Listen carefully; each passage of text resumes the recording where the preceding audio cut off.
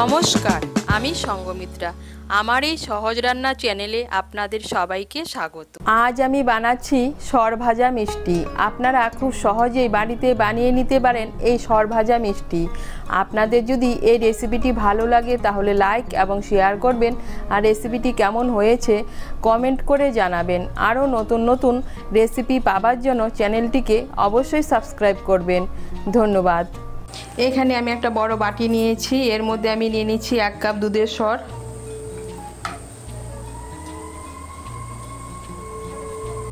এখানে আমি half cup ময়দা দিয়ে দিয়েছি।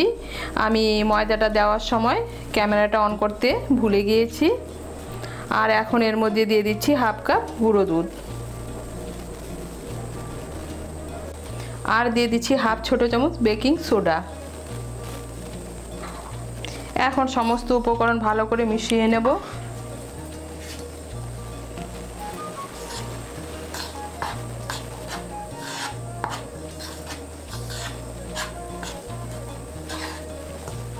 আমি হাত দিয়ে মিশিয়ে নিচ্ছি।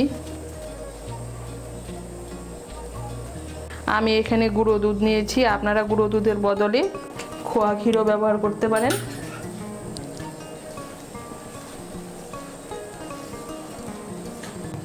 এই দেখুন সমস্ত উপকরণ আমি মেখে নিয়েছি। এখন এই মিশ্রণটাকে একটা প্লেটের মধ্যে ঢেলে নেব। এখানে আমি একটা প্লেট নিয়েছি, এর মধ্যে আমি নিয়েছি সামান্য একটু ঘি। আমি প্লেটের মধ্যে ঘিটাকে ভালো করে মিশিয়ে নেব। মিশিয়ে নিয়েছি, এখন এর মধ্যে আমি মিশ্রণটা ঢেলে নেব।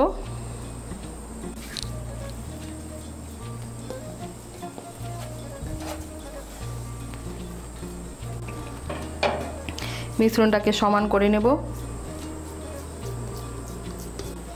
আমার হাতে ঘি লাগানো ছিল, তাই আমি হাত দিয়েই মিশ্রণটাকে সমান করে নিচ্ছি। আপনারা খন্তা বা চামচ দিয়েও সমান করে নিতে পারেন।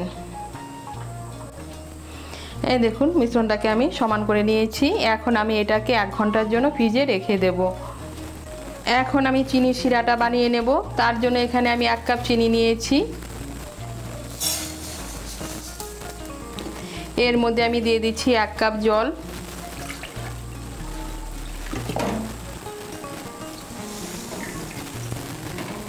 এর মধ্যে দিয়ে দিচ্ছি 2টো এলাচ। এলাচের মুখগুলোকে একটু ফাটিয়ে দিয়েছি। চিনিটাকে মিশিয়ে নেব। মিশিয়ে নিয়ে একটা চিটচিটে শিরা বানিয়ে নেব। এই দেখুন চিনিটা গুলে গিয়ে একটা চিটচিটে আঠালো শিরা তৈরি করে নিয়েছি।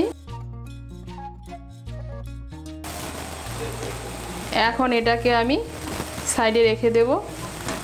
মিশ্রণটাকে আমি 1 ঘন্টার জন্য ফ্রিজে রেখে দিয়েছিলাম। এই দেখুন শক্ত হয়ে গিয়েছে। এখন আমি এটাকে চৌকো চৌকো করে কেটে নেব। আপনারা আপনাদের পছন্দ মতো ছোট বড় করে কেটে নিতে পারেন।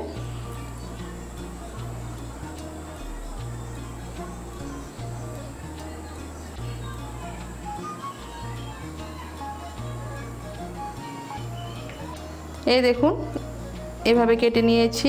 এখন এগুলোকে তেলে ভেজে নেব। মিষ্টিগুলো ভাজার জন্য কড়াইতে তেল বসিয়েছি। তেলটা গরম হয়ে গিয়েছে। এখন আমি আঁচটাকে কমিয়ে মিষ্টিগুলো ভেজে নেব। তেলটাকে হালকা গরম করে নিতে হবে, খুব বেশি গরম করা যাবে না, তাহলে মিষ্টিগুলো পুড়ে যাবে। আঁচটাকে একদম কমিয়ে মিষ্টিগুলোকে ভেজে নিতে হবে।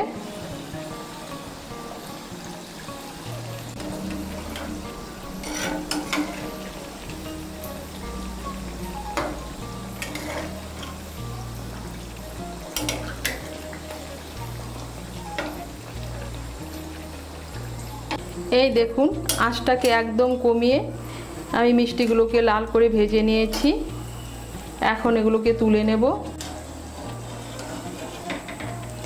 এইভাবে আমি বাকি মিষ্টিগুলো ভেজে নেব। আমি সবগুলো সরভাজা মিষ্টি ভেজে নিয়েছি। এদিকে আমি শিরাটাকে বানিয়ে রেখেছিলাম। চিনি শিরাটা ঠান্ডা হয়ে গিয়েছিল, এটাকে হালকা একটু গরম করে নিচ্ছি। খুব বেশি গরম করব না, হালকা একটু গরম করে নেব। হালকা গরম হয়ে গিয়েছে। এখন গ্যাসটা বন্ধ করে দেব। বন্ধ করে দিয়ে আমি মিষ্টিগুলোকে এর মধ্যে দিয়ে দেব।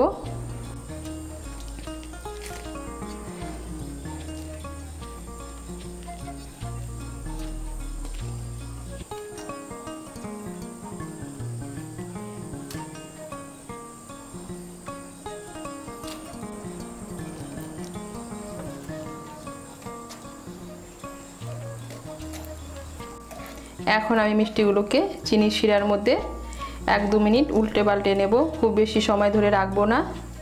সরভাজা মিষ্টি খুব নরম হয়, খুব তাড়াতাড়ি রসটাকে টেনে নেবে।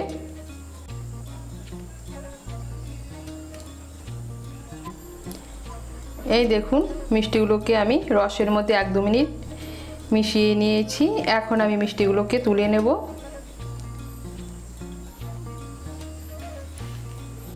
এই দেখুন সবগুলো মিষ্টি আমি তুলে নিয়েছি। আর তৈরি হয়ে গেল সরভাজা মিষ্টি।